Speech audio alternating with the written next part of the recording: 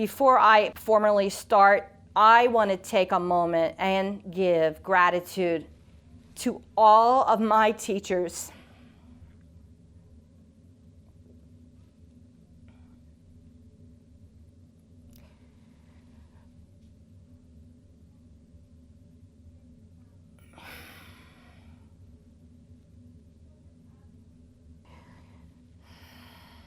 I just felt my heart open.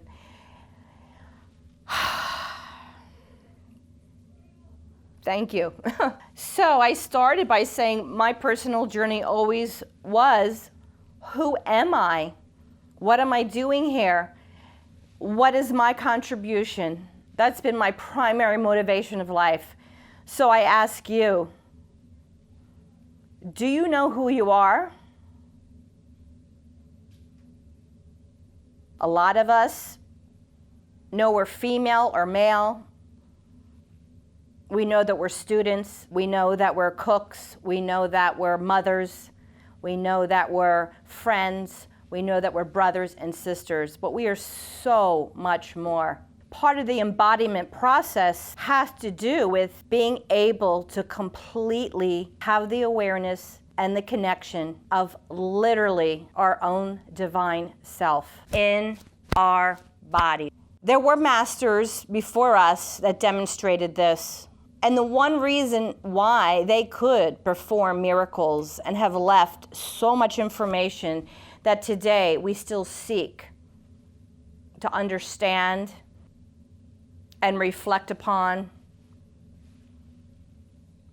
and bring into our life is because they were able to understand and bring their divine spark fully into their bodies. Does anybody know where our divine spark is in our bodies? You can type it in if you have any idea or any sense of where the divine spark in our body is. In 1999, and I'm still looking for this study, but I have heard this, many lineages, many cultures, even in my medicine, Chinese medicine, a lot of it was burned because it was so powerful and true. But what was left behind was that our heart was the house of our spirit.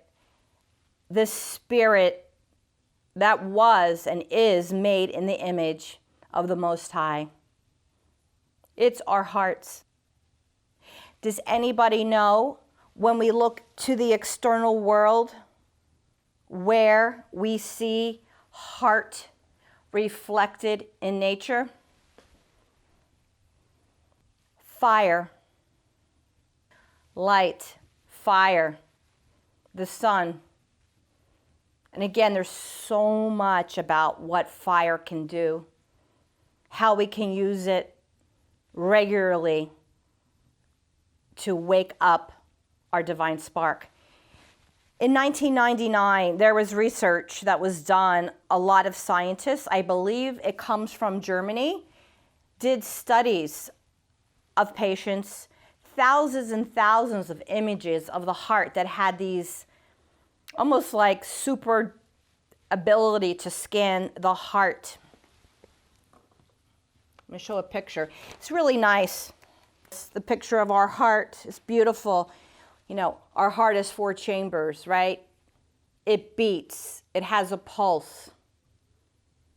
Just really giving some time to think about our physical hearts gives us so many clues about how to awaken that precious spark that created everything.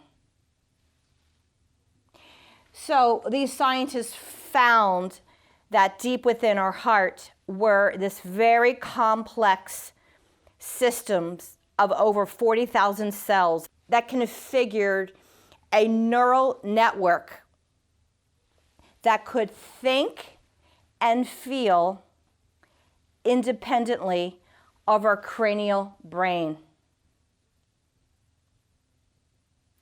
I mean, that alone is to me like one of the biggest profound realizations. that science actually found what they called, the way it was explained to me, a perfect cell in our heart. We are made and begin with the image of the divine. We know that is in a lot of text all around the world. We are made in the image of. And our journey as humanity now is returning to our unique individual spark. So that's great, but how do we access this heart intelligence? If all we need to do is have this awareness, then how can we work with it in our life? How can we allow it to bring greater peace in our life, greater joy in our life, greater ease and health and beauty? How can it radiate those beautiful frequencies of love? Well, one of the things is to have awareness that we have it all in our heart. So let's all take a moment and put our hands over our physical hearts. It's center of our chest, slightly to the left.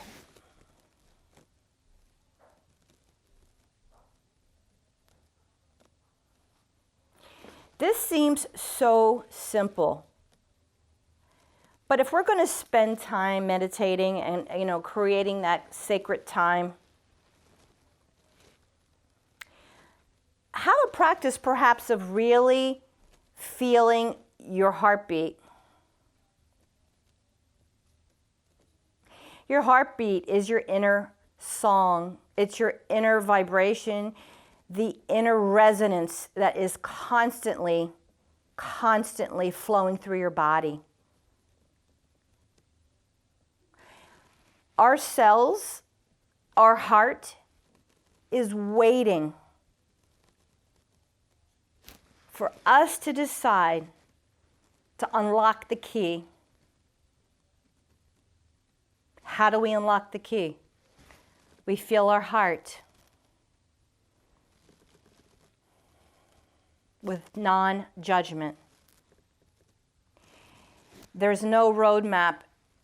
Have the practice of getting an intimate connection with your heartbeat. Often,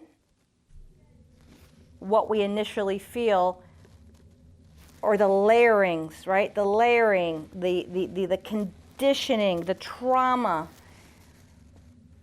the untruths. Maybe it's the anger right now. It's so all through our world. Non-judgment.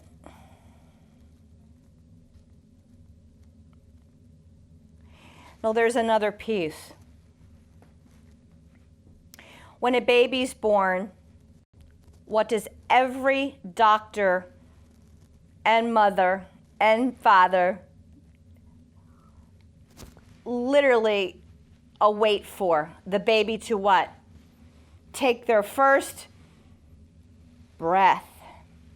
The breath is the other way we access the divine spark, through our breath.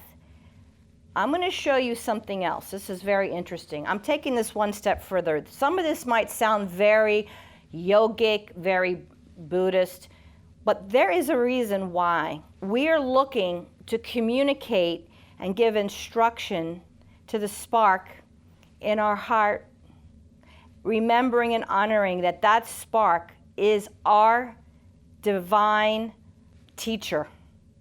It's the God self. We may in our little minds try and communicate and give it what it needs, but it will always adjust accordingly.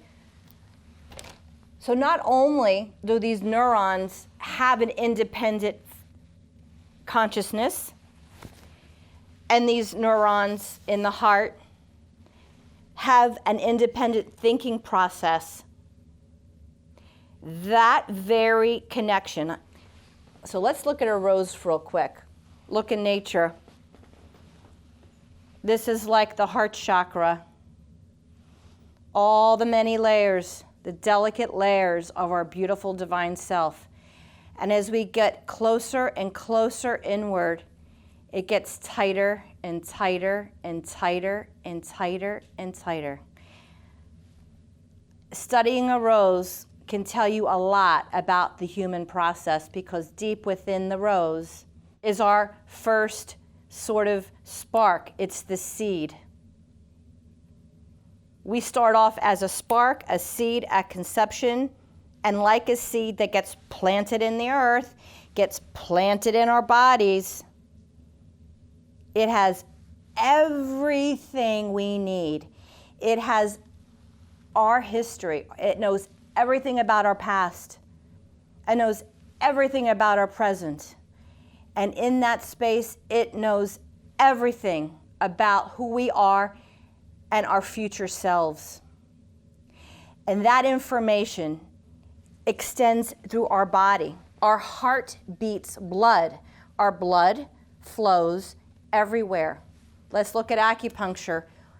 Why and how did this very complex system, these are complex systems, starts with the heart, and almost every line has an intimate connection with each other. We aren't compartmentalized beings. We are beings that know, feel, experience, and hopefully have good action. But we get confused because we don't know that our brains, our consciousness, is primarily at present only programmed for survival. We know, don't stay in that relationship because it's disempowering. We know not to push back and hurt someone, but why is it still happening? We know sugar isn't good for us, and yet why, despite an occasional piece of cake or something to enjoy, do we do it and feel terrible in the morning? Because we're not moving forward, allowing the full feeling and full resonance of our heart to take center stage. So because everything is all connected, you can see it here. Look at the heart chakra. Look at the waves. There's reasons why these pictures are drawn this way. Look at the waves from your heartbeat that pulse throughout your body. We have no idea what is pulsing through our body. Our whole body, every cell, not just our brain, and because of our heart and its intimate connections, our entire body, our full cells, individually have consciousness. We are waiting to wake up through the heart space, through that divine spark. We want to remove and clear through that power, through the knowledge of knowing exactly why we're doing a technique that I often share about finding your heart space and radiating it everywhere. Why? It begins to clean a dirty window. It begins to clean and clean and clean and clean and clean and clean. So we get clearer and clearer and clearer. But if we do not bring it into our body, it only goes so far. If we're fully embodied and fully clear, we can be like the living embodiment of an adept, a living embodiment of a saint. Why, if you look at art, did you see the beautiful halos? Why? Why? Where is that? It's the heart's light with no filter, fully embodied. If we were fully embodied, everything in life would reset and flow. And let me tell you, I say that because I deeply believe it, and I don't know how to do it either. So this is one of my favorite teachers. See the halo? See the light? Do you know the picture? Come into my heart, come into my heart, come into my heart. These are seeds that were given to hopefully prompt us to say, wow, here I am. I can take my power and begin to feel, and through my breath, really begin to gather data of what's really going on there. What's really, really, really going on there.